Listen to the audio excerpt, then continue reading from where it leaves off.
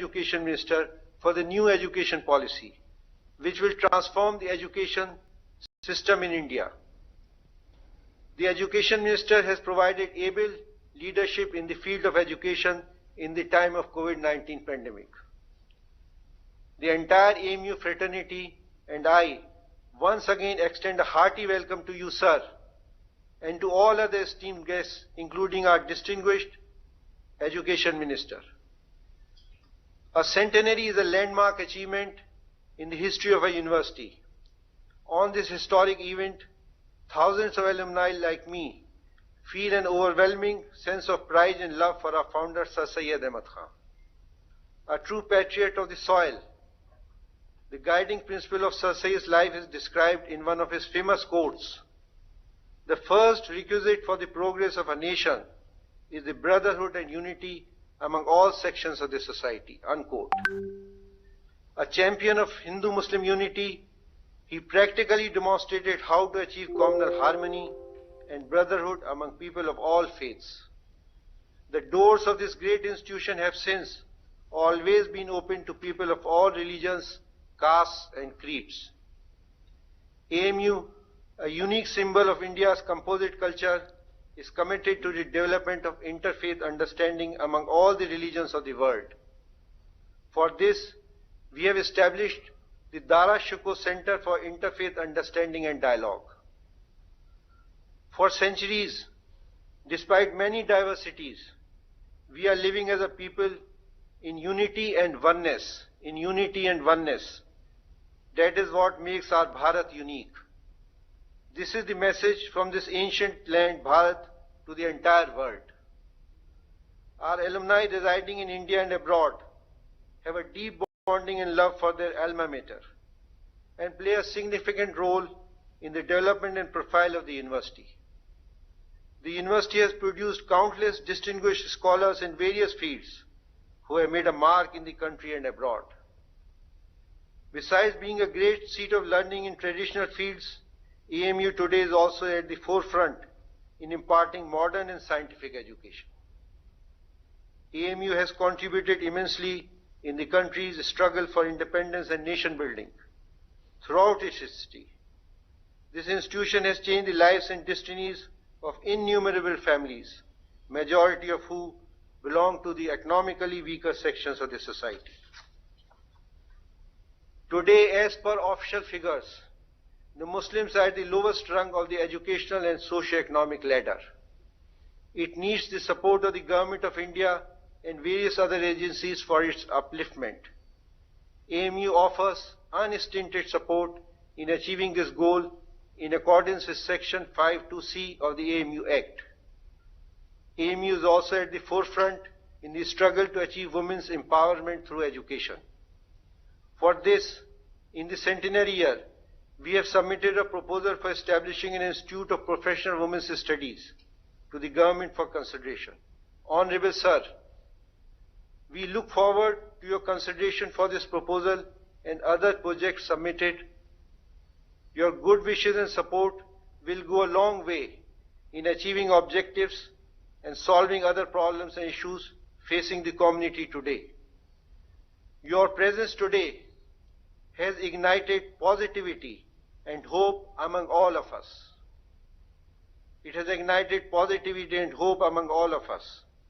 We wish the university and our country will attain new heights of glory and achievement under your able guidance and leadership. AMU, an institution of national importance, needs continued support to maintain its historical, spatial, and constitutional character for the good of the nation. I take the opportunity of inviting you to visit our beloved institution physically whenever it is possible. Our campus is one of the best in the world and it will be a pleasure to host you. आखिर में मैं ये कहना चाहता हूँ कि ये चमन सिर्फ डिग्री ही नहीं देता बल्कि मोहब्बत, तहजीब, भाईचारा और देशभक्ति भी देता है। Thank you. जय Hind.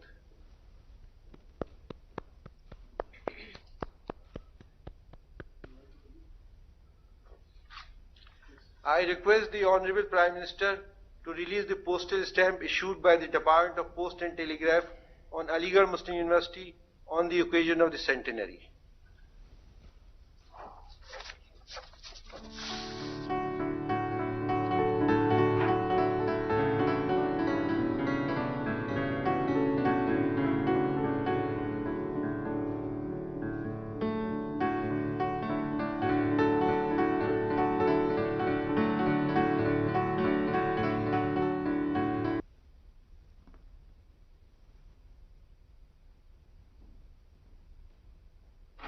I request the Honorable Prime Minister, Shri Narendra Modi ji, to kindly deliver his address.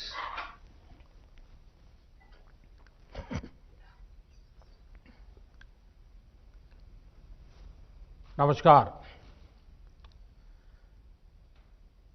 Aligarh Muslim university के chancellor his holiness doctor Syedna Mufaddal Saifuddin साहब, शिक्षा मंत्री डॉक्टर रमेश पोखरियाल निशंक जी,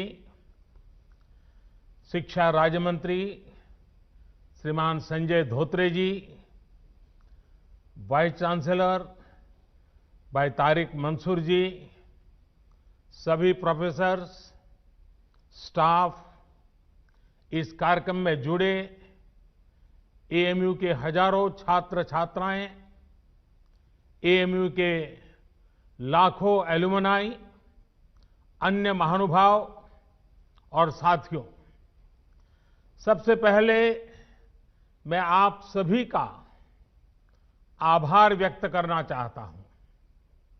आपने एएमयू के शताब्दी समारोह के इस ऐतिहासिक अवसर पर मुझे अपनी खुशियों के साथ जुड़ने का मौका दिया है। मैं तस्वीरों में देख रहा था, century gate, social science department, mass communication, तमाम विभागों की बिल्डिंग्स को खूबसूरती से सजाया गया है। ये सिर्फ बिल्डिंग नहीं है, इनके साथ शिक्षा का जो इतिहास जुड़ा है वो भारत की अमूल्य धरोहर है। आज एएमयू से तालीम लेकर निकले सारे लोग भारत के सर्वश्रेष्ठ स्थानों पर और संस्थानों में नहीं बल्कि दुनिया के सैकड़ों देशों में छाए हुए हैं। मुझे विदेश यात्रा के दौरान अक्सर यहां के एलुमनाई मिलते हैं जो बहुत गर्व से बताते हैं कि मैं एएमयू से पढ़ा हूं। एएमयू के एलुमनाई कैंपस से अपने साथ हंसी मजाक और शेरो शायरी का एक अलग अंदाज लेकर आते हैं। वो दुनिया में कहीं भी हो, भारत की संस्कृति का प्रतिनिधित्व करते हैं। प्राउड अलीग्स, यही कहते हैं ना आप लोग, पार्टनर्स, आपके इस गर्व की वजह भी है।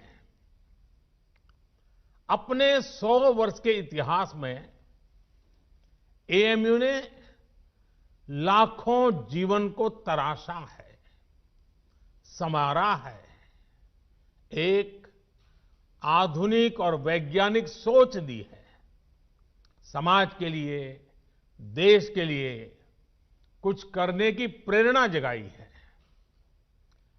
मैं सभी के नाम लूंगा तो समय शायद बहुत कम पड़ जाएगा।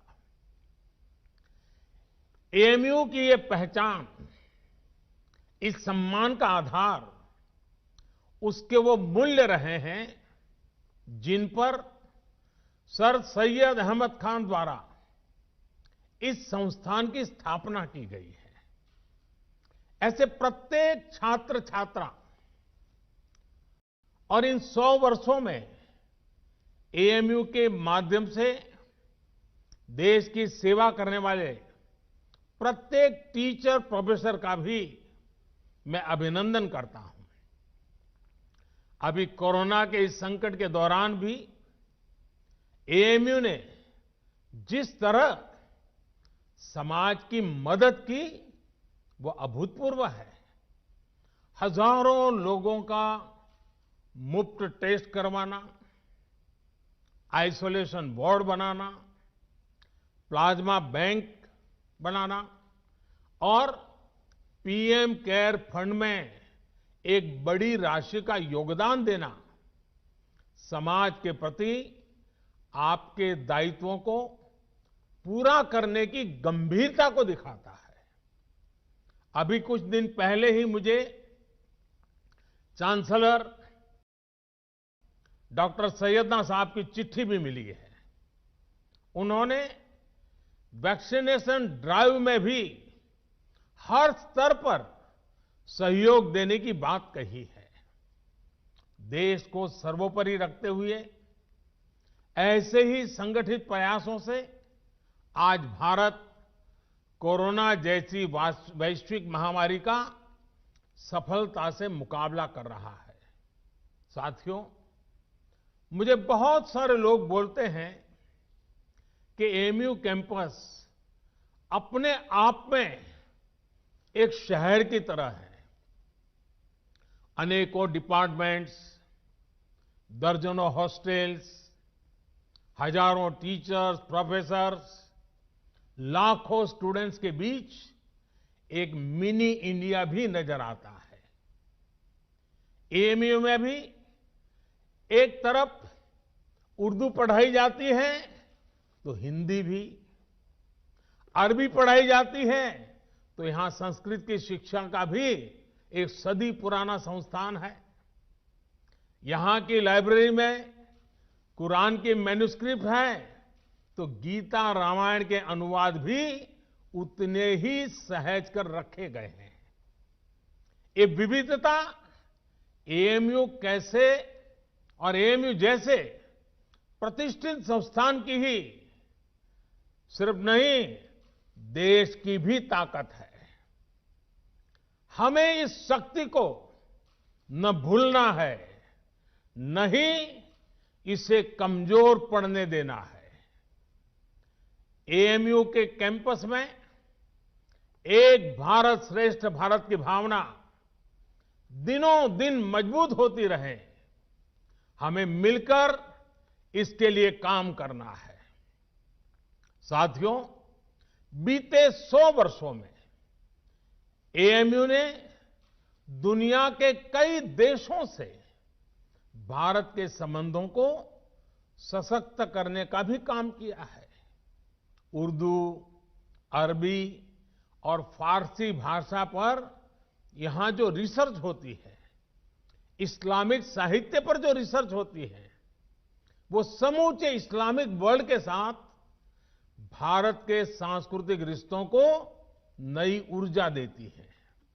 मुझे बताया गया है कि अभी लगभग 1000 विदेशी स्टूडेंट्स हमारे यहां एएमयू में पढ़ाई कर रहे हैं। ऐसे में एएमयू की ये भी जिम्मेदारी है कि हमारे देश में जो अच्छा है, जो बेहतरीन है, जो देश की ताकत है, वो देखकर, वो सीखकर, उसकी यादें लेकर के ये छात्र अपने अपने देशों में जाएं। क्योंकि एएमयू में जो भी बातें वो सुनेंगे, देखेंगे, उसके आधार पर वो राष्ट्र के तौर पर भारत की आइडेंटिटी से जोड़ेंगे। इसलिए आपके संस्थान पर एक तरह से दोहरी जिम्मेदारी है, अपना रिस्पेक्ट बढ़ाने की और अपनी रिस्पॉन्सिबिलिटी बखूबी निभाने की।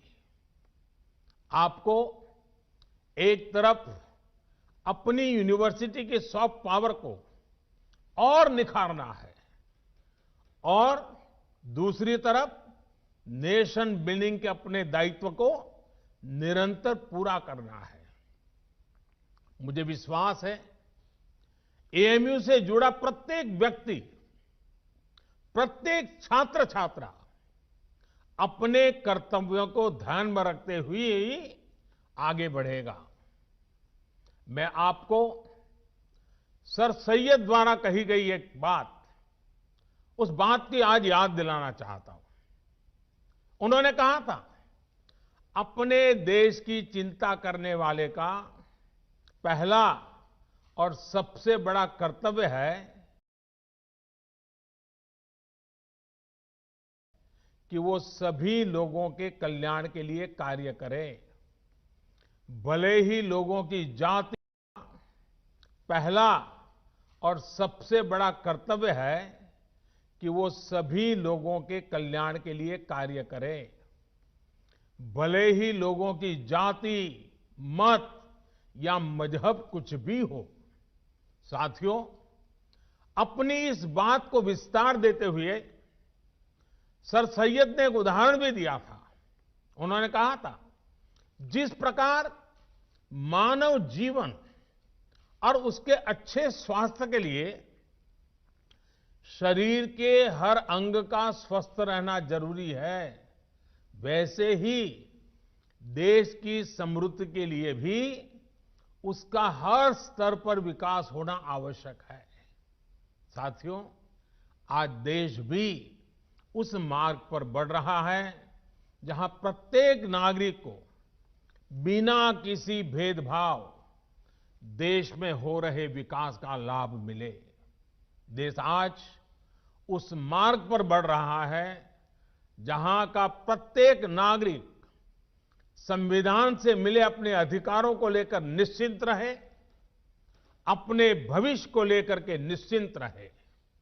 देश आज उस मार्ग पर बढ़ रहा है जहां मजहब की वजह से कोई पीछे न छूटे, सभी को आगे बढ़ने के समान अवसर मिले, सभी अपने सपने पूरे करें।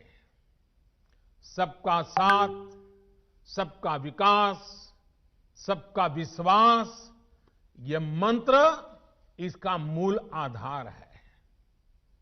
देश की नीयत और नीतियों में यही संकल्प झलकता है।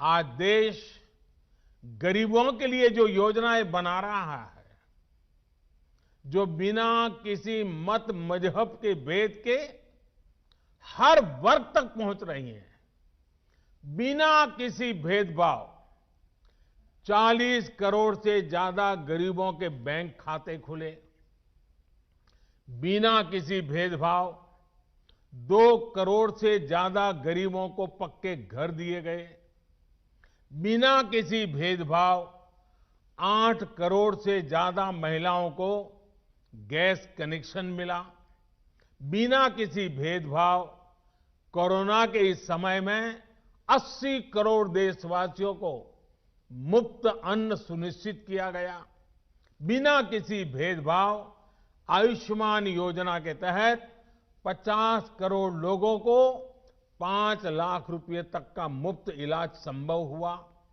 जो देश का है वो हर देशवासी का है और इसका लाभ हर देशवासी को मिलना ही चाहिए।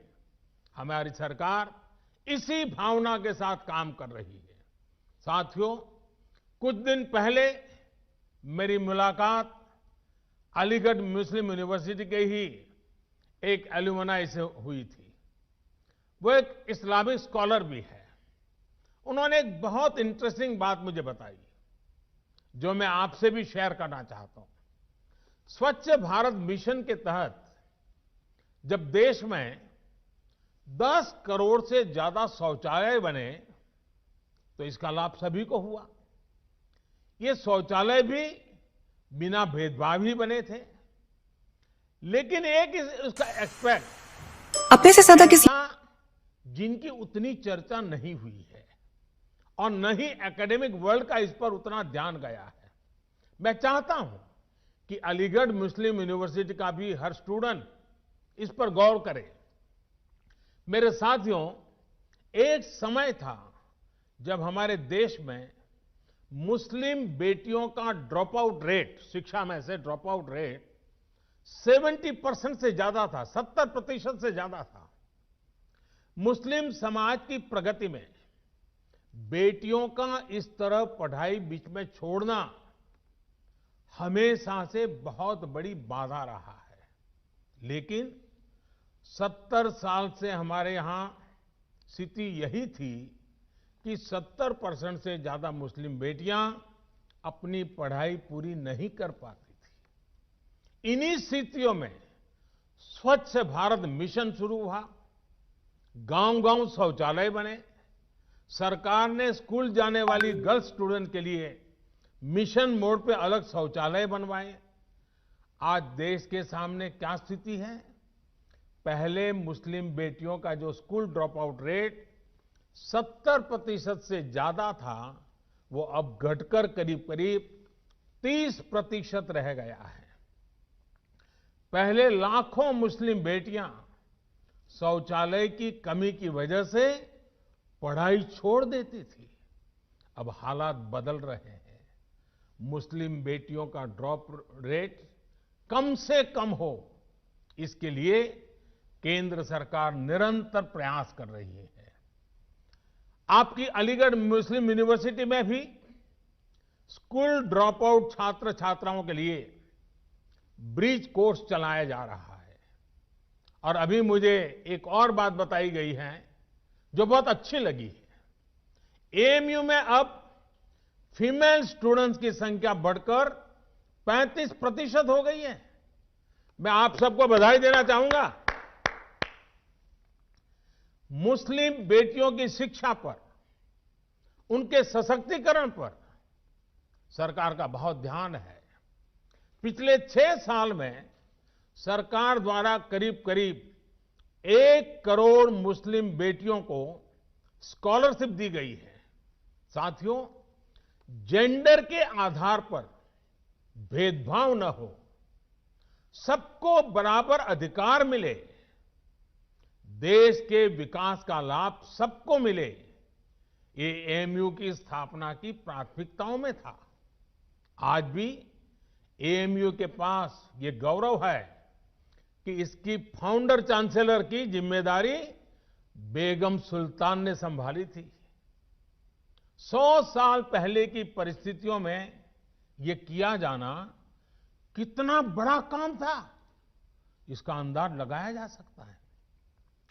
आधुनिक मुस्लिम समाज के निर्माण का जो प्रयास उस समय शुरू हुआ था, 3 तलाक जैसी कुप्रथा का अंत करके देश ने आज उसे आगे बढ़ाया है।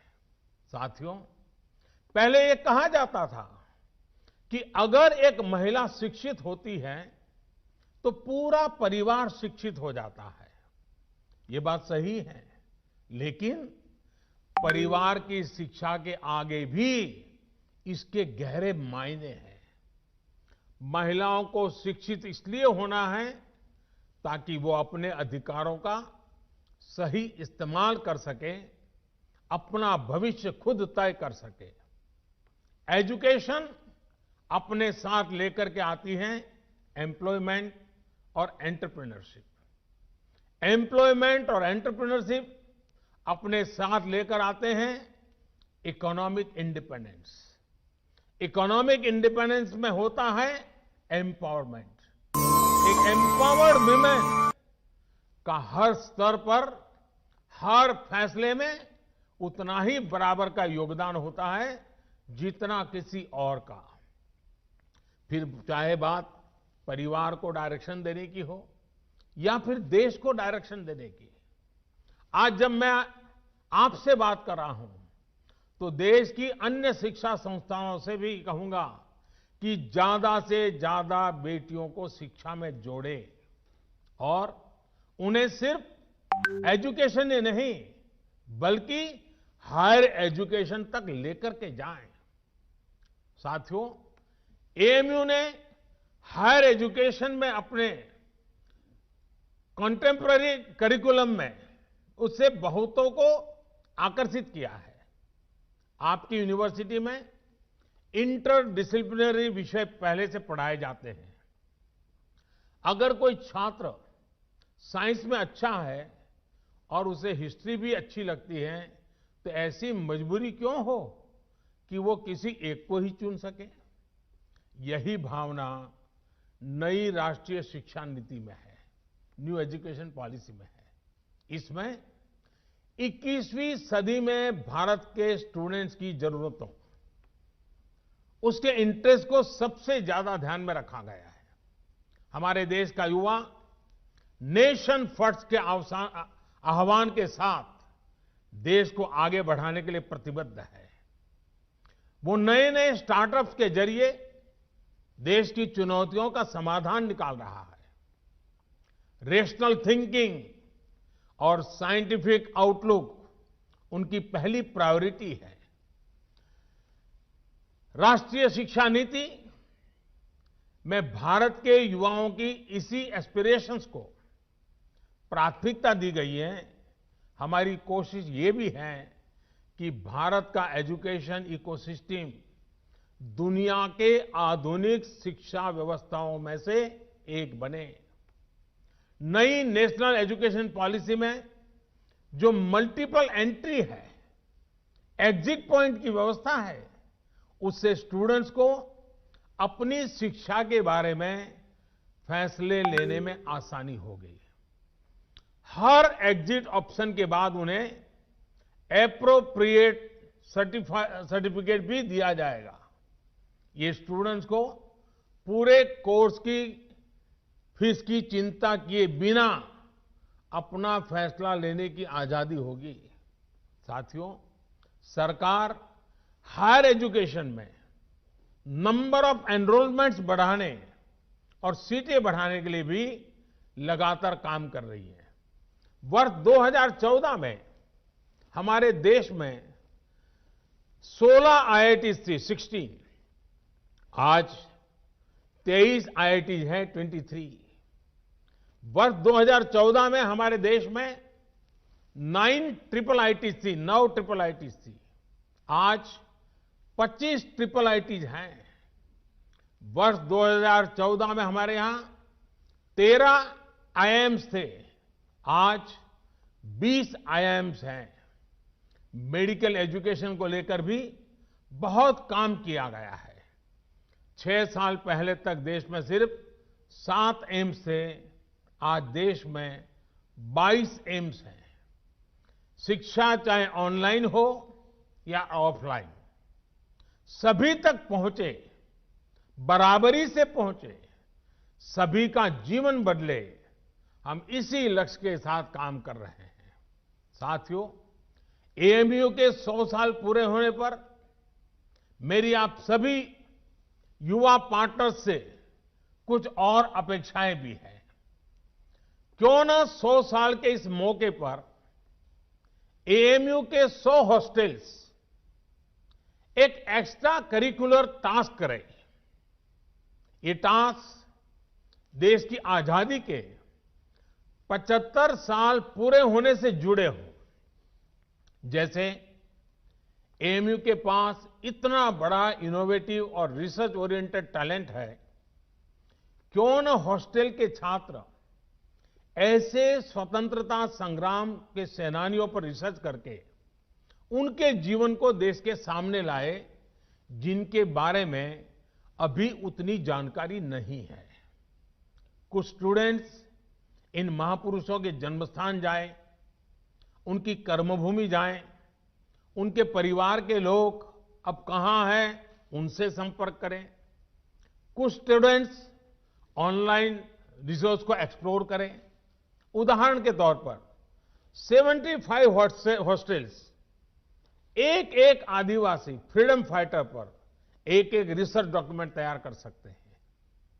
इसी तरह 25 हॉस्टल्स महिला फ्रीडम फाइटर्स पर रिसर्च कर सकते हैं, काम कर सकते हैं। एक और काम है जो देश के लिए एएमयू के छात्र छात्राएं कर सकते हैं। एएमयू के पास देश की इतनी बेशकीमती प्राचीन पांडुलिपियां हैं।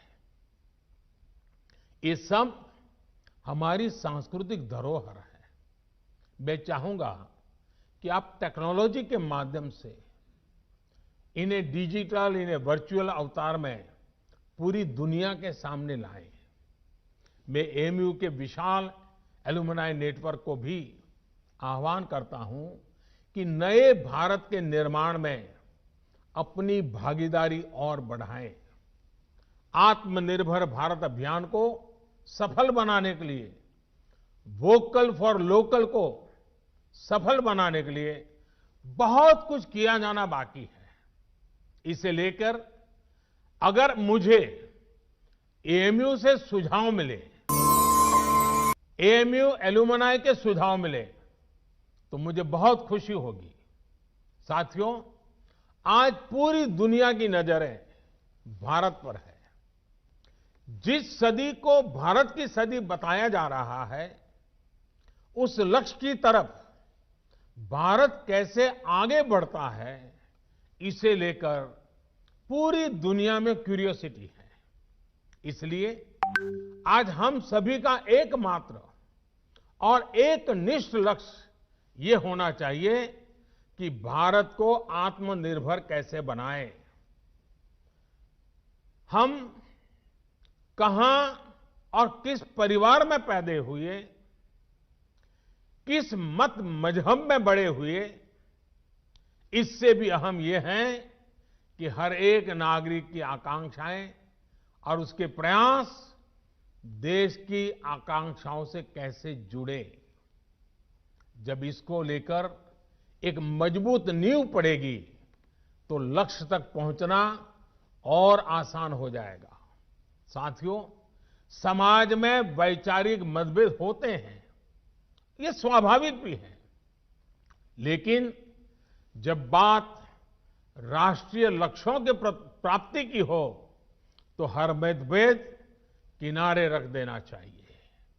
जब आप सभी युवा साथी इस सोच के साथ आगे बढ़ेंगे तो ऐसी कोई मंजिल नहीं जो हम मिलकर के हासिल न कर सके।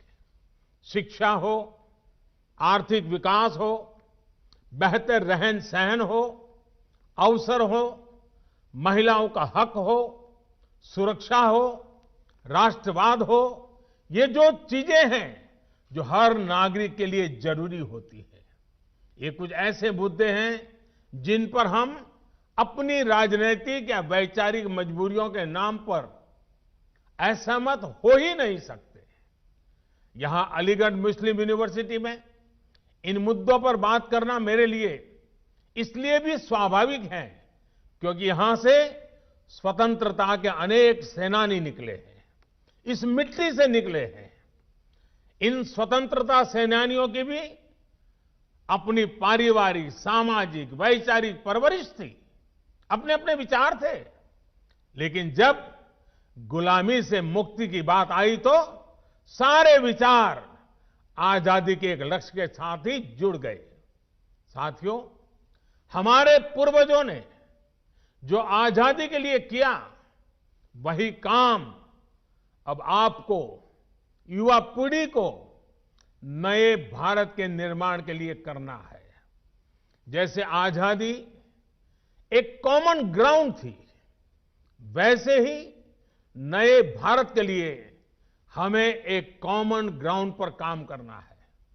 नया भारत आत्मनिर्भर होगा, हर प्रकार से संपन्न होगा, तो लाभ भी सभी 130 करोड़ से ज्यादा देशवासियों को होगा। ये विमर्श समाज के हर हिस्से तक पहुंचे, ये काम आप कर सकते हैं, युवा साथी कर सकते हैं। साथियों, हमें समझना होगा कि सियासत सोसाइटी का एक अहम हिस्सा है, लेकिन सोसाइटी में सियासत के अलावा भी दूसरे मसले हैं।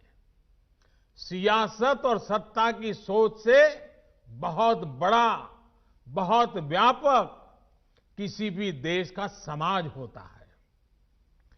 पॉलिटिक्स के ऊपर भी समाज को आगे बढ़ाने के लिए बहुत स्पेस होती है। उस स्पेस को भी एक्सप्लोर करते रहना बहुत जरूरी है। ये काम हमारे एएमयू जैसे कैंपस कर सकते हैं, आप सभी कर सकते हैं।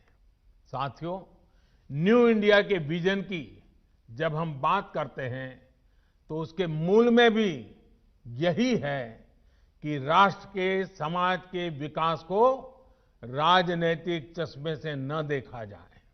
हां, जब हम इस बड़े उद्देश्य के लिए साथ आते हैं तो संभव है कि कुछ तत्व इससे परेशान हो। ऐसे तत्व दुनिया की हर सोसाइटी में मिल जाएंगे। ये कुछ ऐसे लोग होते हैं जिनके अपने स्वार्थ होते हैं। वो अपने स्वार्थ को सिद्ध करने के लिए हर हथकंडा अपनाएंगे, हर प्रकार की नेगेटिविटी फैलाएंगे। लेकिन जब हमारे मन और मस्तिष्क में नए भारत का निर्माण सर्वोच्च होगा तो ऐसे लोगों का स्पेस अपने आप में सिकुड़ता जाएगा। साथियों, पॉलिटिक्स इंतजार कर सकती है, सोसाइटी इंतजार कर सकती है, देश का डेवलपमेंट का इंतजार नहीं कर सकता। गरीब समाज के किसी भी वर्ग का हो, वो इंतजार नहीं कर सकता। महिलाएं, वंचित, पीड़ित, शोषित विकास का इंतजार नहीं कर सकते। सबसे बड़ी बात, हमारे युवा, आप सभी और इंतजार नहीं करना चाहेंगे। पिछली शताब्दी में मतभेदों के नाम पर बहुत वक्त पहले ही जाया हो चुका है। अब वक्त नहीं गंवाना है। सभी को एक लक्ष्य मिलकर, एक लक्ष्य के साथ मिलकर नया भारत, आत्मनिर्भर भारत बनाना है। साथियों, 100 साल पहले 1920 में जो युवा थे, उन्हें देश की आजादी के लिए संघर्ष करने का, खुद को समर्पित करने का, बलिदान देने का अवसर मिला था। उस पीढ़ी के तप और त्याग से देश को 1947 में आजादी मिली थी। आपके पास, आज की पीढ़ी के पास आत्मनिर्भर भारत, नए भारत के लक्ष्य को पूरा करने के लिए बहुत कुछ करने का अवसर है। वो समय था 1920 का, ये समय है 2020 का। 1920 के 27 साल के बाद देश आजाद हुआ था। 2020 के 27 साल बाद, जो कि अगले 27 साल 2020 से 2047 आपके जीवन के बहुत महत्वपूर्ण साल है। वर्ष 2047 में जब भारत अपनी आजादी के 100 वर्ष पूरा करेगा, आप उस ऐतिहासिक समय के भी साक्षी बनेंगे। इतना ही नहीं, इन 27 साल में आधुनिक भारत बनाने के आप हिस्सेदार होंगे। आपको हर पल देश के लिए सोचना है, अपने हर फैसले में देश हित सोचना है। आपका हर निर्णय देश हित को आधार बनाते हुए ही होना चाहिए। मुझे विश्वास है, हम सब साथ मिलकर आत्मनिर्भर भारत के सपनों को पूरा करेंगे। हम सब मिलकर देश को विकास की नई ऊंचाइयों पर पहुंचाएंगे।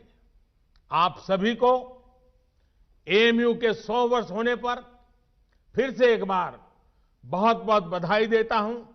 और इन 100 साल में जिन जिन महापुरुषों ने इस संस्थान की गरिमा को नई ऊंचाई पर ले जाने के लिए निरंतर प्रयास किया है, आज उनका भी पुण्य स्मरण करता हूं, उन सबका भी आदर करता हूं। और फिर एक बार आज के इस पवित्र अवसर से भविष्य के लिए अनेक अनेक शुभकामनाएं देता हूं।